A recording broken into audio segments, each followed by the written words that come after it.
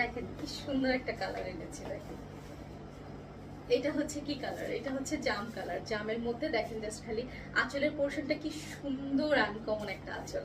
এবং এটার ফুল হচ্ছে এই যে পাড়টা, এই যে শাড়ির যে পাড়টা এত সুন্দর করে করা হয়েছে, কি সুন্দর করে এটার ভেজিটেবল ডাইটা করা, ভেজিটেবল বাটিকটা করা হয়েছে। আর মাঝের বল প্রিন্টটা জাস্ট দেখেন, মানে নেভি ব্লু কালারের মধ্যে হোয়াইট দিয়ে খুবই সুন্দর করে বলটা করা হয়েছে।